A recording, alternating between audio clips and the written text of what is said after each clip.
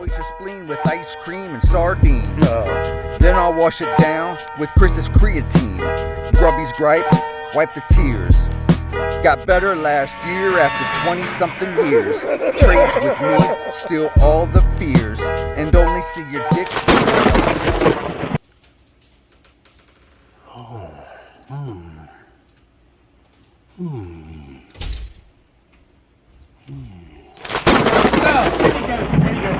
Yeah, we sent the babysitter and it just cost this much.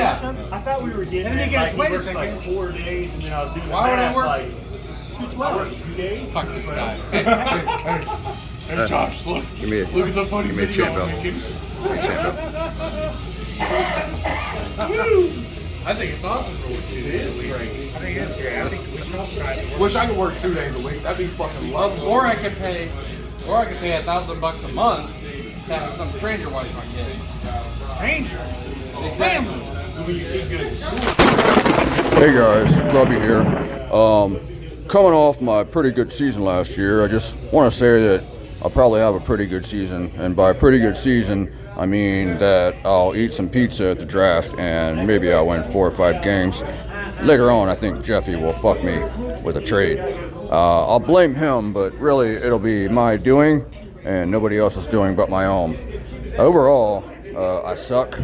I say Russ is gay, but I stare at his tiny little butthole every single draft, and I just picture, what would it be like, you know, to throw tongue darts at his fart box all day. In closing, I just basically want to say that I suck, the rest of you suck, but I really suck, and I'm going to do my best. That's all I can do as a teacher. I can teach myself to fish, but if I eat a fish, then I'll eat 3 fish. Love you guys, and I'll see you at the draft. Hi-yo! Alright everybody, welcome back. Season 2 of the FWO show, the draft recap episode. We have some special guests here tonight. We have James and Joe, Zombie Jim, and Dogs. League members like myself since year 1. We're going to go over the draft. We're going to talk about how we feel about our own teams. We're going to talk about reaches. We're going to talk about best picks, predictions for the year, and kind of everything in between. We'll also use some footage from the draft and draft day in general as well, so that'll be good. So welcome, gentlemen. Thank you for joining me on the draft recap show. Pleasure to be here. Happy to be here. All right, so number one, let's start with the obvious. How do you, before we even give a shit about anybody else's team, how do you feel about your own team? We'll start with you, Joe. How do you feel about your own team? Well, you started off your draft with Derrick Henry and Zeke in the 2nd round, followed by Tyreek Hill, Mark Andrews tight end in the 4th, Lamar Jackson in the 5th. Say less, right? I mean, are you kidding me? My dream team right here. My combo, Lamar Jackson and Mark Andrews. Are you shitting me right now? Okay. Tyreek Hill still has it, by the way. Tua, we all know he's the most accurate quarterback in the league. Zeke finished number 8 last year. And Derrick Henry. Let's talk about Derrick Henry. Everyone said, oh, CMC, you know, pick CMC. Guess what? CMC is Mr. White Guy with soft tissue injury year after year.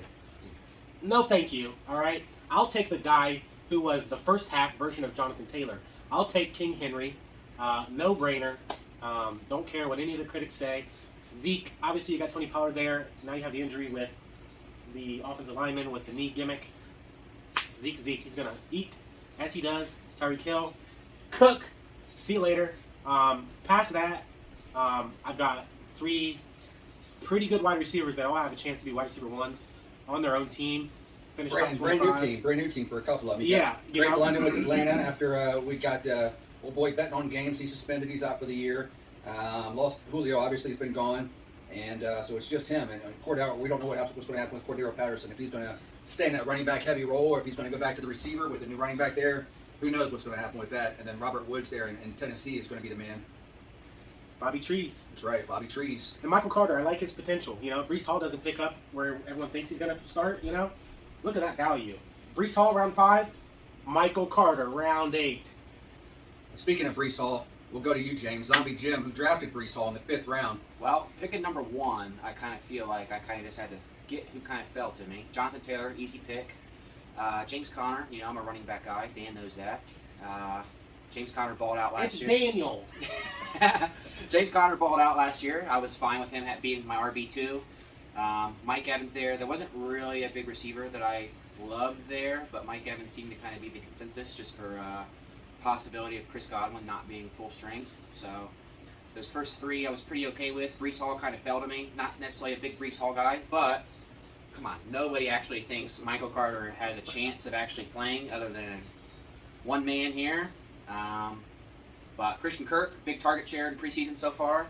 Everyone expects Trevor Lawrence to have a big jump for his sophomore season, so not necessarily targeting Christian Kirk, but for my last player in my starting lineup, I'm all right with it.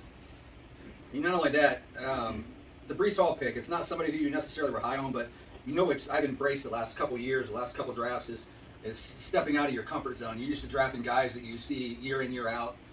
They're top 5 projection, and you're like, oh, I'm obligated to take that guy. And then he has a subpar year, or you see a guy that's maybe been in the league for 10, 12 years. You're like, there's no way he's going to be good again this year. And then he is. Sean Alexander, guys like that from the past. You're like, there's no way he's going to be good this year. I'm going to draft the young guy. And then sure enough, Sean Alexander doubles that guy's projection. And Steven Jackson's another guy we thought for years. This is his last year. He's done. He's good again. And he just keeps being good. So Brian Westbrook. So I've been embracing stepping out of my comfort zone. And for my draft in particular, so my 3rd overall pick would be the example where I'm picking a guy that I'm not necessarily high on. They're high on him in the projections, but it's not. He's brand new, Michael Pittman. It's not somebody I targeted going into the draft, but I'm seeing he's top 5 prediction or projection possibly as a breakout guy this year. Matt Ryan's there now, Mr. Consistent. Speaking of guys that we think are done that may or may not be, Matt Ryan could come in there easily and throw 4,000 yards, 4,500 yards again, and throw 35 touchdowns. That's not inconceivable to see Matt Ryan do that on that Colts team. He's got a better offensive line than the Falcons did. They have younger weapons than what the Falcons have had in the last few years, and a better run game than what the Falcons have had the last couple of years. So, for that reason, Michael Pittman was kind of my out of comfort zone pick. Not somebody that's not projected to do well, but just somebody I wouldn't have normally picked. I could have easily picked Cortland Sutton there just for a little bit of a homer pick. It would have been a reach that early, but somebody that it wouldn't have been too crazy to pick there. So I'm glad I went with Michael Pittman. I'll be interested to see what he does. I start my draft with Najee Harris. I was leaning Najee Harris pretty much from day one when I got the number 4 pick. I wanted Najee. Najee Harris was the only guy I really went into before we did our picks, like where we were drafting. Najee Harris is pretty much the only guy I knew that I would want.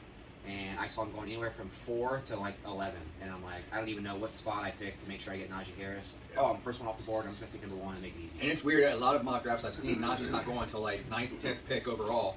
And a lot of them are doing wide receiver heavy for the early, having Justin Jefferson or Cooper Kupp as early as the 4th overall pick, 3rd overall pick in some cases. But right around that 4 is where I'm seeing a lot of wide receivers go in the mock drafts.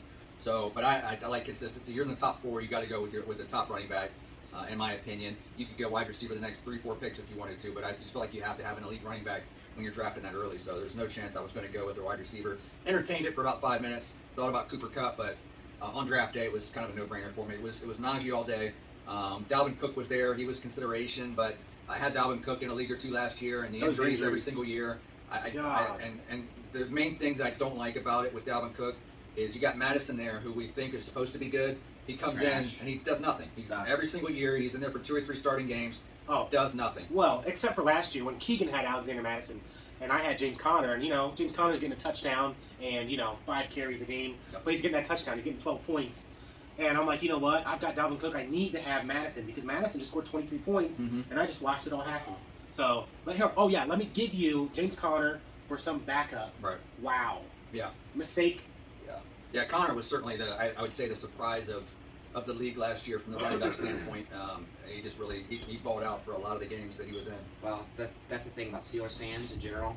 Pretty much every Steeler fan I know trashed James Conner when he was a free agent, so just said he didn't have it. Talking to you, Craig. Cancer survivor. This guy sucks. He has dumb hair. He's not good enough. We like Big Ben. Let's get rid of James Conner and go with Jalen Samuels. Pretty terrible. Every Steeler fan I know trashed James Conner. He balled out last year. 17 touchdowns, I think. Craig will come back and he'll say, let him go do his thing. Let him have a 1-year deal somewhere else. Well, guess what? They call it a prove-it deal for a reason. Because he proved it. Craig's the answer. So, next topic. What was the steal of the draft, in your opinion? Looking at all the picks, and I try to take my own team out of it because I don't want to be biased. So I look at every other team and see what was the steal of the draft. For me, the steal of the draft, and I'm a little biased here, and I'll tell you why I'm biased saying that this is the steal of the draft. For me, we took a break going into the 8th round. Right before the 8th round started, we took a break. Looking at where we're at in that 7th, after that 7th round, I already had Jerry Jeudy on my team, and I fully anticipated getting Russ the entire time. I'm going to get Russ. I have to have a combo. It's mandatory. I'm borderline suicidal if I don't get a combo on my team when I leave the draft.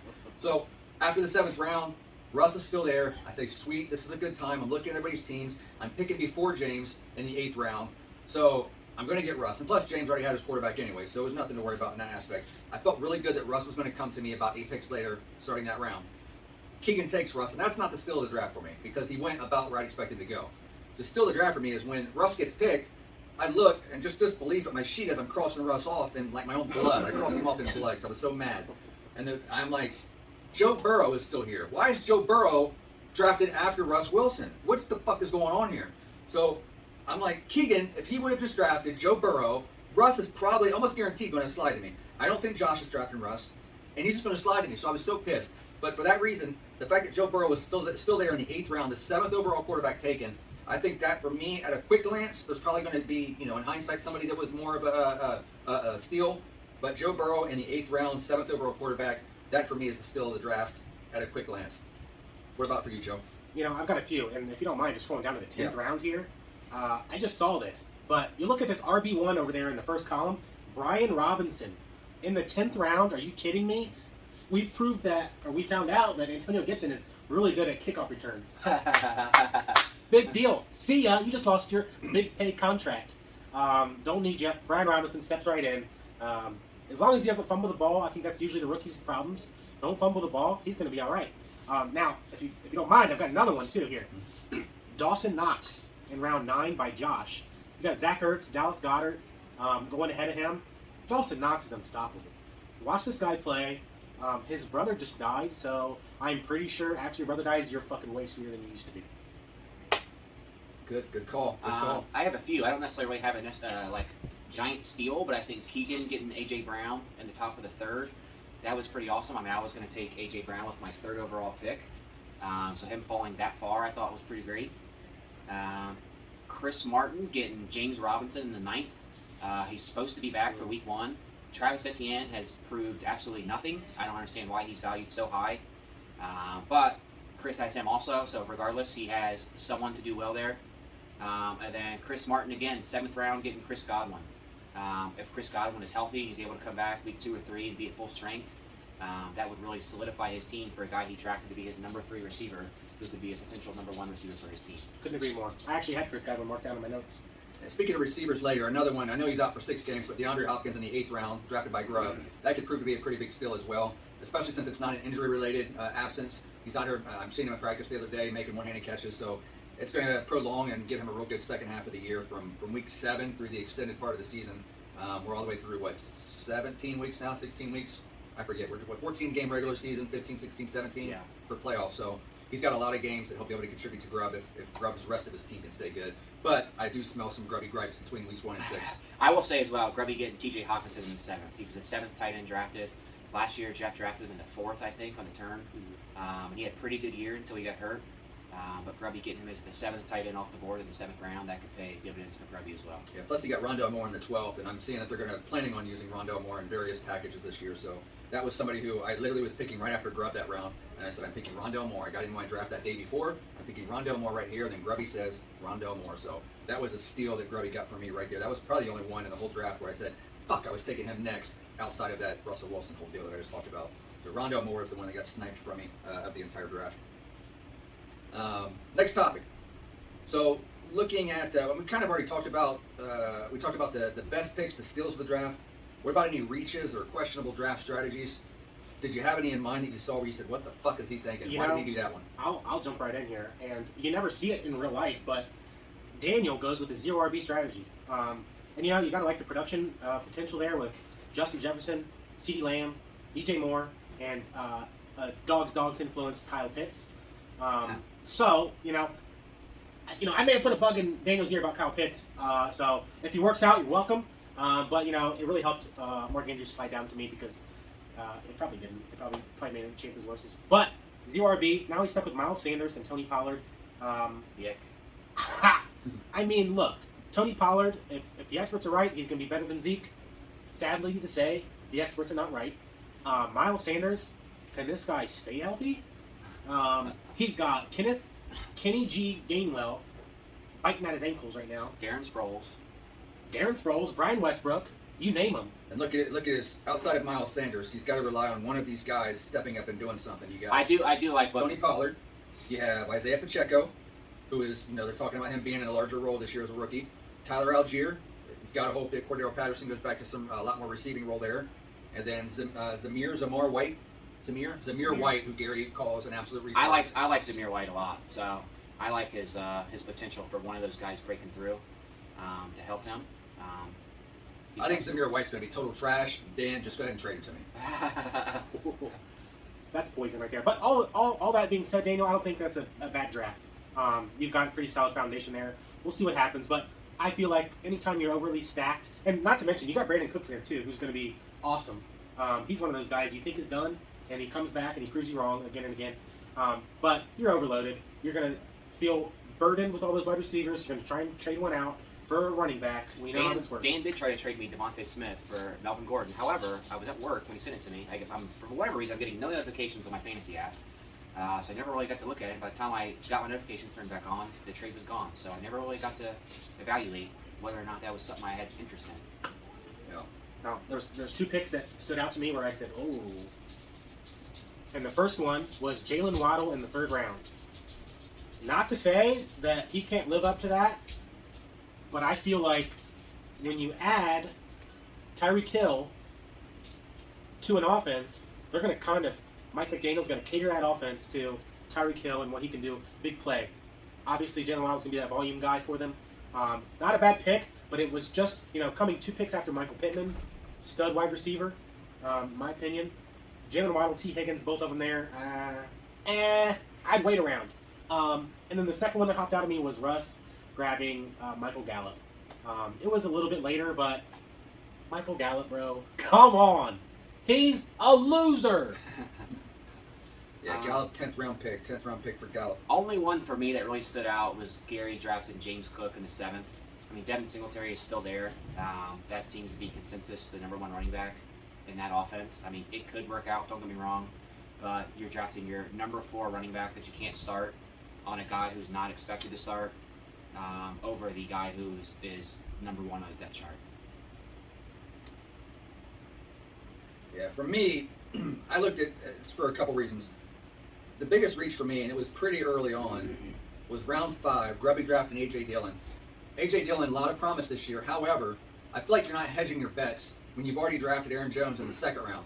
So when I draft somebody like A.J. Dillon, a guy that could be a breakout candidate this year, I'm hoping the guy ahead of him is going to falter, and I'm going to have an extra benefit of saying, okay, I've got, let's say, Nick Chubb in the 2nd round, and now I've got A.J. Dillon. I can root for Aaron Jones to have a lesser role than he's already expected to have, and A.J. Dillon to really boost my team. I feel like you lowered your ceiling by having a handcuff in the 5th round with A.J. Dillon. Essentially, he bought an insurance policy for his 5th round pick. Yep. So, and looking at it, he would have had other running backs that were taken after him: Elijah Mitchell, Josh Jacobs, Miles Sanders. We just talked about Cordero, Chase Edmonds, maybe Clyde Edwards-Helaire went around later, and then you had like Rashawn Penny, who is expected to be the starter by all accounts. And beyond that, it's a bunch of reaches at that point. I mean, you got a few guys that are Devin Singletary, Dameon Pierce, who is the guy we're expecting a lot from. So there's other running backs. I feel like you're lowering your potential by drafting a handcuff in the 5th round. I understand the reason why he did it, but I think it was poor planning in hindsight. So that'd be my biggest reach. Not a bad guy to have on your team, but you got less bullets in the gun there, in my opinion. Chris Martin did a much better job of doing that same strategy by spreading those picks out. Got James Robinson in the 9th. James already told you that, but just goes to illustrate the value. Yep.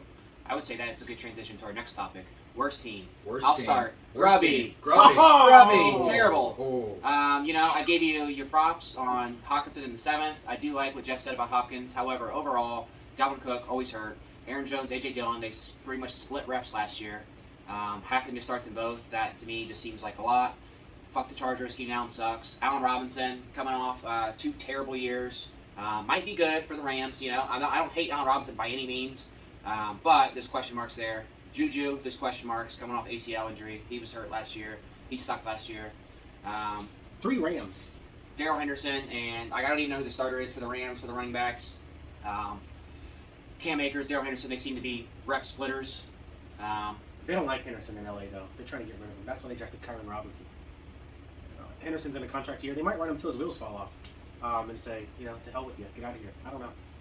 For me, the worst team, the worst draft that I see in this draft, it's got to go to Craig. Sorry, bud. It's got to go to you. And the reason why, I think I gave Craig the worst team last year too after the draft. I might be wrong about that. I think I might have. But the reason why I think Craig's team, and I could be wrong, but where we go here? Craig is in the 6th round. So first couple picks, perfectly fine. Austin Eckler, Deebo Samuel, Jalen Waddle, all perfectly fine. Justin Herbert, 4th round, perfectly fine. No problem at all. Mooney, we'll see. We'll see what happens with Mooney. But really, it's the back half of the draft that makes it the worst draft for me. So his second running back is going to be Kareem Hunt, who was very useful last year out of the backfield, but now he's complaining, not wanting to be there anymore. Will they use him less? Will they use the same? That remains to be seen. Damian Harris is in a time split. And by most accounts, the guy that was drafted, Ramondre Stevenson, there looks like they're giving him more potential, but again, remains to be seen. But here's the issue that I have. Chris Olave, rookie. Pickens, rookie. Firemouth, okay. Sky Moore, rookie. Dotson, rookie. What's with all these? We're not in a dynasty draft. In a dynasty draft, he fucking killed this draft. This is not a dynasty draft. So I like to have a little more of a split of reliable, unsexy guys that give you points as compared to all these rookies and hoping that they do something. There's only so many rookies every year that give you any real contribution. So to have that many rookies on your team, I think you're selling yourself short of consistency. I don't mind Damian Harris, but he's definitely not an attractive pick. Kareem Hunt, I could care less for, especially without beyond that. Especially with no. Oh, Chris Evans is on Haskins, so a rookie and a second year I'm guy. pretty sure you already cut Haskins, so. Yeah. Wow. All right. Yeah. Good for you, Craig. So like I said, the top half of the draft, I got no qualms with, but the bottom half, the guys that you need for your bye weeks and to cover injuries and to fill in your flex spot, you got nobody. You're hoping for one of those rookies, and I don't know if it's going to happen. We'll see. I could be wrong. Hey, I've got to vote on this too. I have a worse team in mind. Okay. If you don't mind going up to the top here, and I'll just run down this. Yep.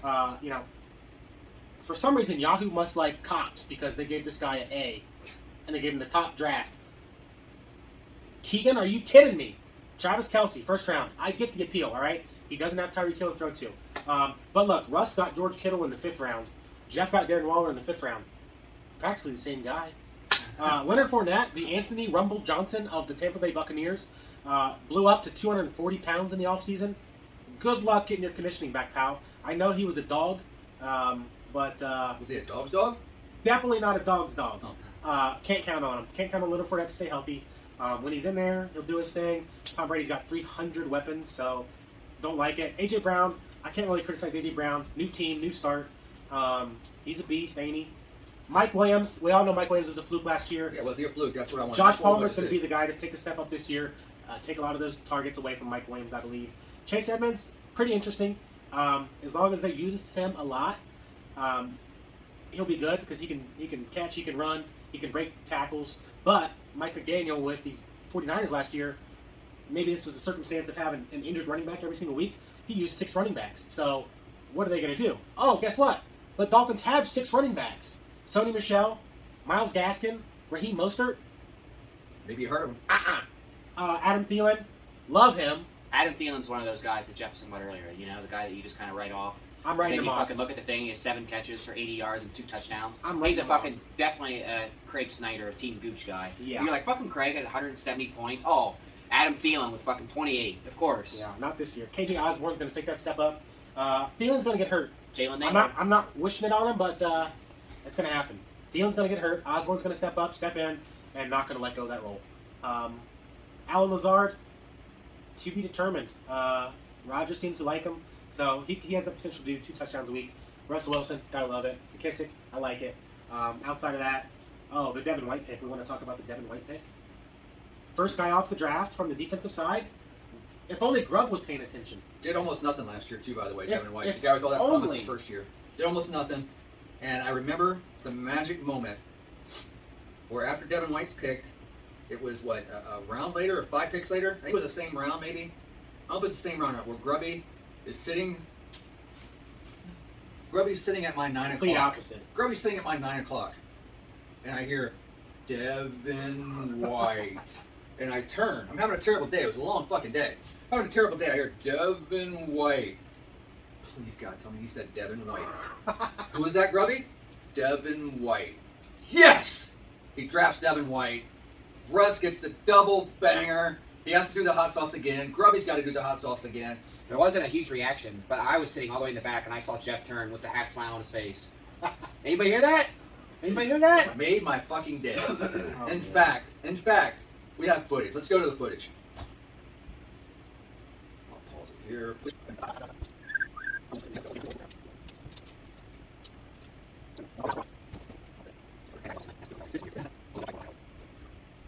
Here's footage from the bomb, sponsored by the bomb. Yeah, you're good right now.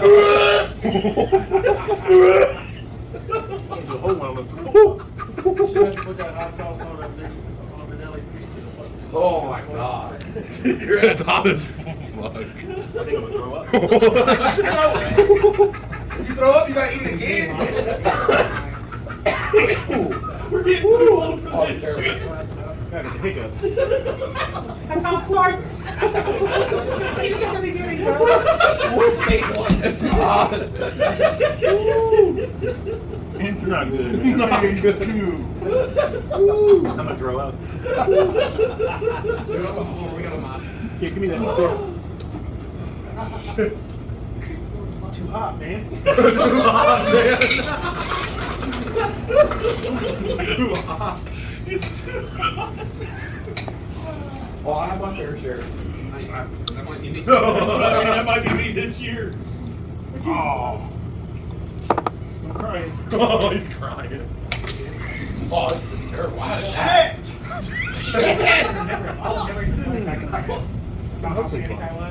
That shit's like foam. Hot as fuck. For sure. I don't do all these things, guys. It's gonna be a while. I can't quit if I lose. He I'm quit. wearing the dress. That's what I said last year. I'm wearing the dress. Woo. Fuck all that. I'll just wear the dress. That one? He had open floor issues and everything. Shit. I used to be that guy. Like I would crush on that shit. I used to love all this stuff. That shit right there that blows my I face. don't know how they eat that shit. You should eat a cookie. I bet that helps. It's not like Jeff, are you ready? It's just fucking retarded. It's bad. Yeah. Oh, it's fucking I can't do it, man. DJ Moore. Josh Like Mason. Come on, see, that's how I'm gonna eat a chicken wing. And everything. Like your eyes closed. Oh, Boy, that's that bullshit. What are your thoughts? I'd rather eat dog shit. He'd rather eat dog shit. We need to get that white dog turd. 5 seconds. The last time I had it, I just ran the faucet on my tongue for like 5 straight minutes. Getting back to the draft, we talked about the worst team. We talked about reaches and steals and everything else. The best team, the best draft, one team that you look at and you're like, man, if that was my team, I would certainly be A-okay with that team. For you guys, what would it be? What would it be for you, James? Go ahead. I have to start with, scroll up here. Okay. I think a team that could potentially work out, I got to give it to my lord, Mr. Josh Beller, Jamar Chase, Alvin Kamara, you know, if he doesn't get suspended, get him in the second round. J.K. Dobbins could potentially be, you know, awesome. Terry McLaurin, I love. I really wanted Terry McLaurin. I didn't think I would get him, but I always love him. Cordell Patterson, I'm not huge on by any means. However, as a gadget guy, I'm one of your flexes. You know, he could always work out. Joe Burrow to pair with Jamar Chase, Dawson Knox, Antonio Gibson. Let's not forget about Michael Thomas. Michael Thomas, I skipped over Michael Thomas, but his team has the potential to be dominant. Yeah, good job, my lord. And you know, I'm going to swing it to the other side of the draft board here, and I'm going to go Mr. Christian Martin. I mean, look at that sexy team he's got. Christian McCaffrey, Saquon Barkley.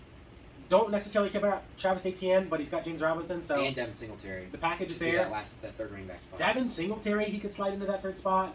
But let's look. He's got Patrick Mahomes, which on brand for the team name, by the way. I love when a guy 2 years in a row. has a stupid team name, but they actually have the guy on their team. That's right, Dan. I mean, So, Joe. you know, those wide receivers he has, DK Metcalf's question mark, but he's an alpha male. Hunter Renfrow would have been an wide receiver 1 without Devontae Adams there. Chris Godwin, love it.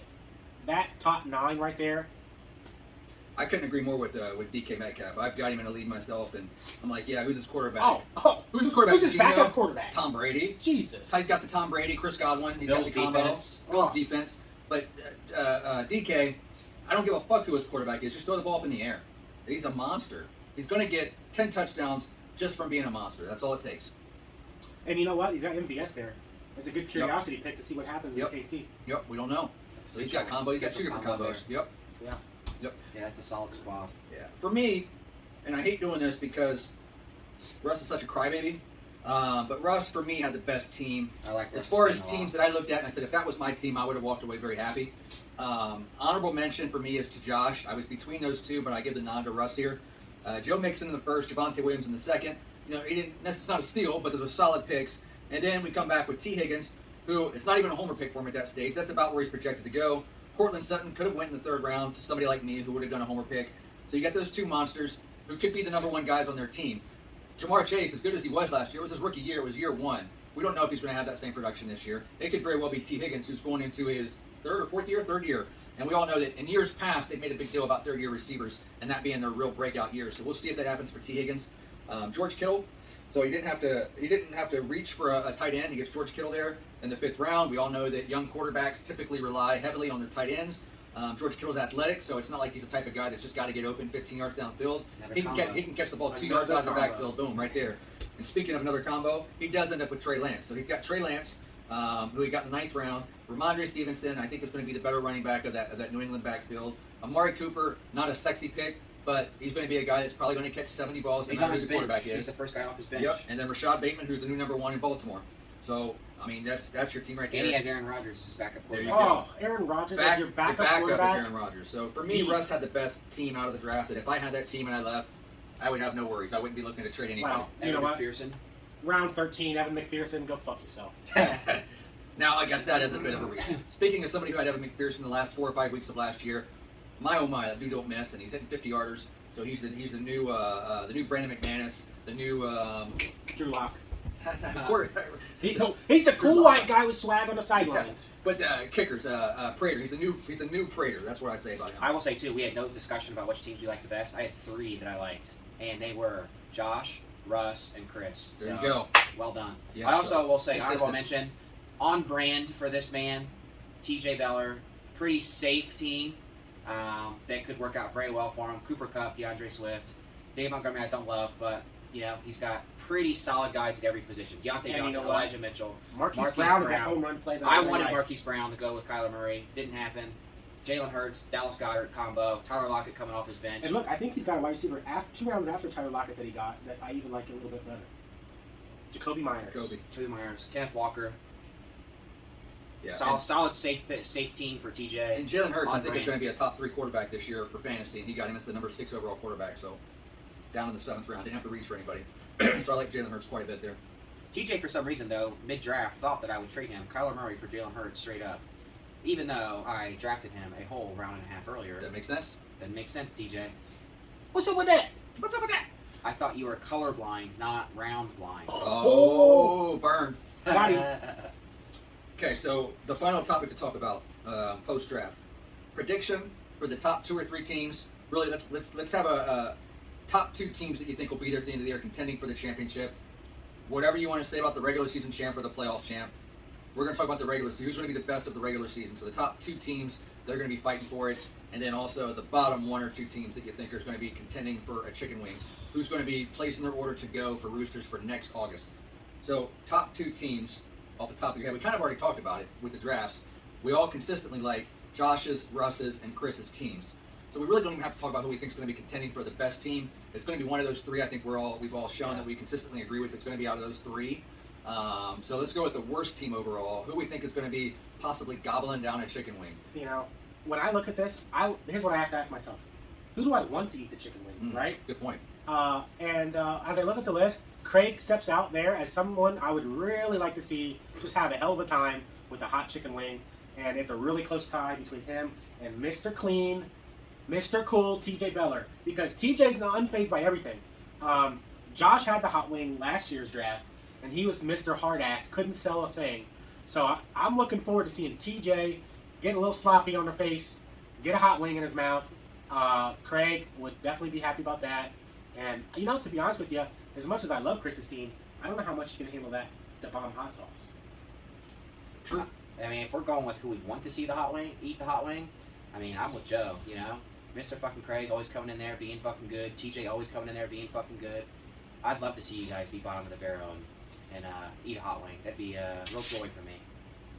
Yeah. And for me, number one, I already think this guy is going to have the worst season based on the draft. And number two, it's a guy that I want to see eat the hot wing. It's Craig. I want Craig to eat the fucking hot wing. He deserves it. I don't know why, but he just deserves it. It's just like Step Brothers. You just have that face. I just want to punch your suck hole. Ooh. I want to see Craig eat that fucking hot wing. I want to put it right in his suck hole.